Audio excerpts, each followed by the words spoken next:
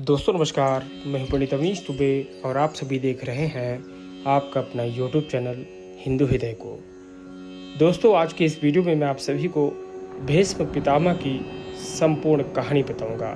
जी हाँ दोस्तों, भीष्म पितामह के पूर्वजन्म से मृत्यु तक की पूरी कहानी इस वीडियो में मैं आप सभी को सुनाऊंगा। तो वीडियो शुरू करने से पहले अगर आप सभी मेरे इस चैनल पर नए हैं तो कृपया इस चैनल को सब्सक्राइब करें और बेल आइकन की घंटी को जरूर दबाएं। दोस्तों महाभारत एक ऐसा ग्रंथ है जिसमें कई नायक हैं। उनमें से एक नायक भीष्म पितामह भी हैं। सभी लोग जानते हैं कि भीष्म पितामह ने महाभारत की लड़ाई में कौरवों की ओर से युद्ध किया था, लेकिन बहुत से लोग उनके जीवन से जुड़ी बड़ी घटनाओं के बारे में नहीं जानते। जैसे भीष्म पितामह पूर्व जन्म में कौन थे, किसके श्राप के कारण उन्हें मनुष्य योनि में जन्म लेना पड़ा, उनके गुरु कौन थे और उन्हें क्यों अपने हो गुरु के साथ युद्ध करना पड़ा। तो आज के इस वीडियो में हम आप सभी को भीष्म पितामह के पूर्व जन्म से लेकर उनकी अंतिम इच्छा तक पूरी कथा बताएंगे।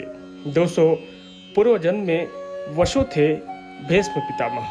जी हाँ, महाभारत के आदि पर्व के अनुसार एक बार पृथुवादी वसु अपनी पत्नियों के साथ मेरु पर्वत पर भ्रमण कर रहे थे। वहाँ वशिष्ठ ऋषि का आश्रम भी था। एक वसु पत्नी की दृष्टि ऋषि वशिष्ठ के आश्रम में बंदी नामक गाय पर पड़ी। उसने उसे अपने पति ध्यो नामक वसु को दिखाया तथा कहा कि वह यह गाय अपनी सखियों के लिए चाहती है। पति की बात मानकर ध्यो ने अपने भाइयों के साथ उस गाय का हरण कर लिया।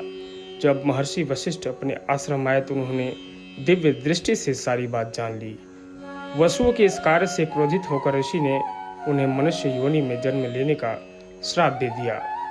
जब सभी वसु ऋषि वशिष्ठ से क्षमा मांगने लगे तब ऋषि ने कहा कि तुम सभी वसुओं को शीघ्र ही मनुष्य योनि से मुक्ति मिल जाएगी, लेकिन इस ध्यो नामक वसु को अपने कर्म भोगने के लिए बहुत दिनों तक पृथ्वी लोक में रहना पड़ेगा।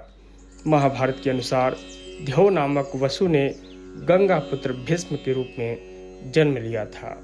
श्राप के प्रभाव से वे लंबे समय तक पृथ्वी पर रहने तथा अंत में इच्छा मृत्यु को प्राप्त हुए। दोस्तों अब ये हम जानते हैं कैसे हुआ भीष्म पितामह का जन्म। भीष्म पितामह के पिता का नाम राजा शांतनु था। एक बार शांतनु शिकार खेलते खेलते गंगा तट पर पहुंचे। उन्होंने वहां एक परम सुंदर स्त्री को देखा। उसके रूप को देखकर शांतनु उस पर मोहित हो गए। शांतनु ने उसका परिचय पूछते हुए उसे अपनी पत्नी बनने को कहा। उस स्त्री ने इसकी स्वीकृति दे दी, लेकिन एक शर्त रखी कि आप कभी भी मुझसे किसी भी काम के लिए नहीं रोकेंगे, अन्यथा उसी पर मैं आपको छोड़कर चली जाऊंगी। शांतनु ने यह शर्त स्वीकार कर ली तथा उसे स्त्री से विवाह कर लिया। इस प्रकार दोनों का जीवन सुखपूर्वक बीतने लगा। समय बीतने पर शांतनु ने यहाँ 7 पुत्रों ने जन्म लिया, लेकिन सभी पुत्रों को उस स्त्री ने गंगा नदी में डाल दिया। शांतनु यह देखकर भी कुछ नहीं कर पा रहे थे, क्योंकि उन्हें डर था कि यदि मैंने इससे इसका कारण पूछा तो यह मुझे छोड़कर चली जाएगी। 8वां पुत्र होने पर जब वह स्त्री उसे भी गंगा में डालने लगी तो शांतनु ने उसे रोका और पूछा कि वह यह क्यों कर रही है। उस स्त्री ने बताया कि मैं देव नदी गंगा हूँ तथा जिन पुत्रों को मैंने नदी में डाला था वे वसु थे, जिन्हें वशिष्ठ ऋषि ने श्राप दिया था। उन्हें मुक्त करने के लिए मैंने उन्हें नदी में प्रवाहित किया। आपने शर्त न मानते हुए मुझे रोका, इसलिए मैं अब जा रही हूँ। ऐसा कहकर गंगा शांतनु के 8वें पुत्रों को लेकर चली गई। दोस्तों देवव्रत था भीष्म पितामह का असली नाम। गंगा जब शांतनु के 8वें पुत्र को साथ लेकर चली गई तो राजा शांतनु बहुत उदास रहने लगे। इस तरह थोड़ा और समय बीता। शांतनु एक दिन गंगा नदी के तट पर घूम रहे थे। वहां उन्होंने देखा कि गंगा में बहुत थोड़ा जल रह गया था और वह भी प्रवाहित नहीं हो रहा था। इस रहस्य का पता लगाने शांतनु आगे गए और उन्होंने देखा कि एक सुंदर व दिव्य युवक अस्त्रों का अभ्यास कर रहा है और अपने बाणों के प्रभाव से गंगा की धारा को रोक दिया है। यह दृश्य देखकर शांतनु को बड़ा आश्चर्य हुआ। तभी वहां शांतनु की पत्नी गंगा प्रकट हुई और उन्होंने बताया कि यह युवक आपका 8वां पुत्र है। इसका नाम देवव्रत है। इसने वशिष्ठ ऋषि से वेदों का अध्ययन किया है तथा परशुराम जी ने इसने समस्त प्रकार के अस्त्र शस्त्रों को चलाने की कला सीखी है। यह श्रेष्ठ धनुर्धर है तथा इंद्र के समान इसका तेज बल है। देवव्रत का परिचय देखकर गंगा उसे शांतनु को सौंपकर चली गई। शांतनु देवव्रत को लेकर अपनी राजधानी को लेकर आए तथा शीघ्र ही उसे युवराज बना दिया। गंगा पुत्र देवव्रत ने अपनी व्यवहार कुशलता के कारण शीघ्र प्रजा का अपना हितैषी बना लिया, इसलिए देवव्रत का नाम पड़ा था भीष्म। दोस्तों, एक दिन राजा शांतनु यमुना नदी के तट पर घूम रहे थे। तभी उन्हें वहां एक सुंदर युवती दिखाई दी। परिचय पूछने पर उसने स्वयं को निषाद कन्या सत्यवती बताया। उसके रूप को देखकर शांतनु उस पर मोहित हो गए तथा उसके पिता के पास जाकर विवाह का प्रस्ताव रखा। तब उस युवती ने पिता ने शर्त रखी कि यदि मेरी कन्या से उत्पन्न संतान ही आपके राज्य के उत्तराधिकारी हो तो मैं इसका विवाह आपके साथ करने को तैयार हूँ। यह सुनकर शांतनु ने निषाद राज को इनकार कर दिया था, क्योंकि वे पहले ही देवव्रत को युवराज बना चुके थे। इस घटना के बाद राजा शांतनु चुप थे। देवव्रत ने इसका कारण जानना चाहा तो शांतनु ने कुछ नहीं बताया। तब देवव्रत ने शांतनु के मंत्री से पूरी बात जान ली तथा स्वयं निषाद राज के पास जाकर पिता शांतनु के लिए उस युवती की मांग की। निषाद राज ने देवव्रत के सामने भी वही शर्त रखी। तब देवव्रत ने प्रतिज्ञा लेकर यह कहा कि आपकी पुत्री के गर्भ से उत्पन्न महाराज शांतनु की संतान ही राज्य का उत्तराधिकारी होगा। तब निषाद राज ने कहा, यदि तुम्हारी संतान ने मेरी पुत्री की संतान को मारकर राज्य प्राप्त कर लिया तो क्या होगा। तब देवव्रत ने सबके सामने अखंड ब्रह्मचर्य की प्रतिज्ञा ली तथा सत्यवती को ले जाकर अपने पिता को सौंप दिया। तब पिता शांतनु ने देवव्रत की इच्छा मृत्यु का वरदान दिया। देवव्रत की इस भीषण प्रतिज्ञा के कारण ही उनका नाम भीष्म पड़ा। भीष्म ने ही किया था काशी की राजकुमारी का हरण। जी हाँ, भरतवंशी राजा शांतनु की पत्नी सत्यवती से 2 पुत्र हुए, चित्रांगदा और विचित्रवीर्य। दोनों ही बड़े होनहार और पराक्रमी थे। अभी चित्रांगदा ने युवावस्था में प्रवेश ही किया था कि राजा शांतनु स्वर्गवासी हो गए। तब भीष्म ने माता सत्यवती की सम्मति से चित्रांगदा की राजगद्दी पर बैठाया, लेकिन कुछ समय तक राज करने के बाद ही उन्हीं के नाम से गंधर्व राज चित्रांगदा ने उसका वध कर दिया। तब भीष्म ने विचित्रवीर्य को राजा बनाया। तब भीष्म ने देखा कि विचित्रवीर्य युवा हो चुका है और उन्होंने उसका विवाह करने का विचार किया। उन्हीं दिनों काशी के राजा की 3 कन्याओं का स्वयंवर हो रहा था, लेकिन काशी नरेश ने द्वेषतापूर्वक हस्तिनापुर को न्योता नहीं दिया। क्रोधित होकर भीष्म अकेले ही स्वयंवर में गए और वहां उपस्थित सभी राजाओं और काशी नरेश को हराकर उनकी 3 कन्या अम्बा, अंबिका व अम्बालिका को हर लाए। तब काशी नरेश की बड़ी पुत्री अम्बा ने भीष्म से कहा कि वह मन ही मन राजा साल्व को अपने पति मान चुकी है। यह बात जानकर भीष्म ने अम्बा को उसके इच्छानुसार जाने की अनुमति दे दी। शेष 2 कन्याओं को विवाह विचित्रवीर्य से कर दिया। भीष्म ने क्यों किया? अपने ही गुरु के साथ युद्ध। जी हाँ, महाभारत के अनुसार भीष्म काशी में हो रहे स्वयंवर से काशीराज की पुत्रियों अम्बा, अंबिका और अम्बालिका को अपने छोटे भाई विचित्रवीर्य के लिए उठा लाए थे। तब अम्बा ने भीष्म को बताया कि मन ही मन और का किसी और को अपना पति मान चुकी है।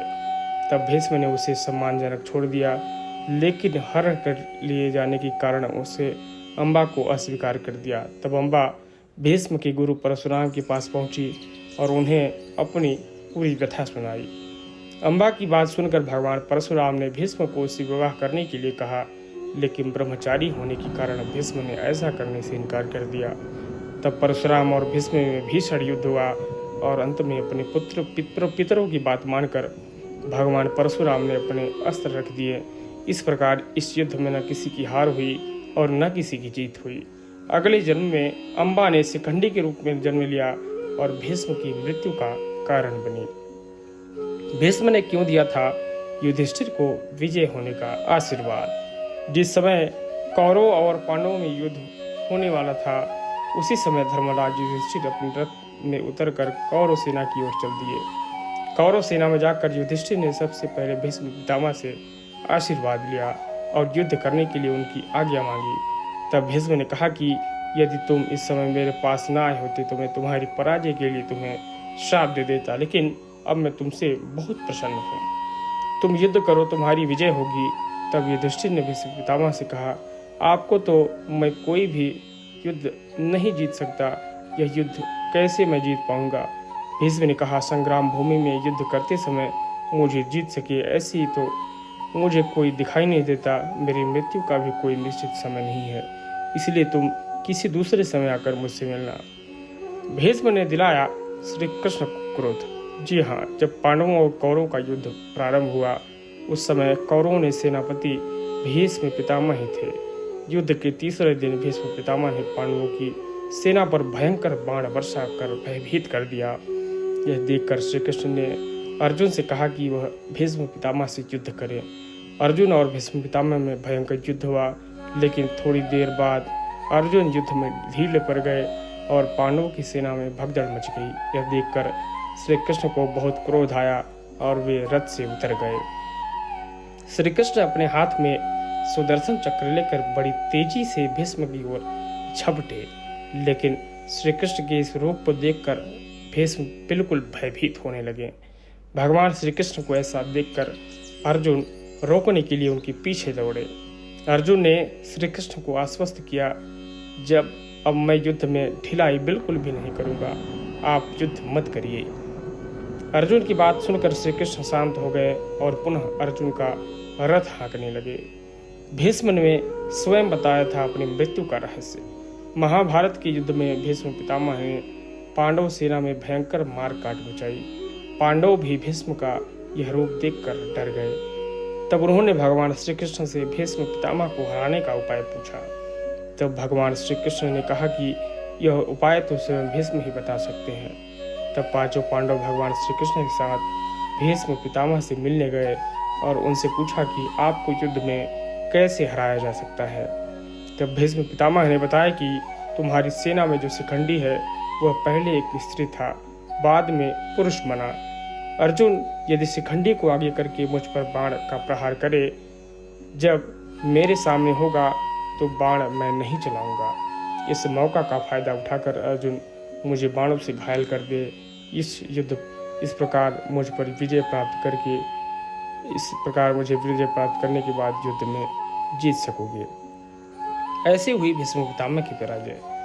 महाभारत युद्ध के 10वें दिन भीष्म पितामह ने पांडवों की सेना में भयंकर मारकाट मचाई। यह देखकर युधिष्ठिर ने भीष्म पितामह को रोकने के लिए कहा।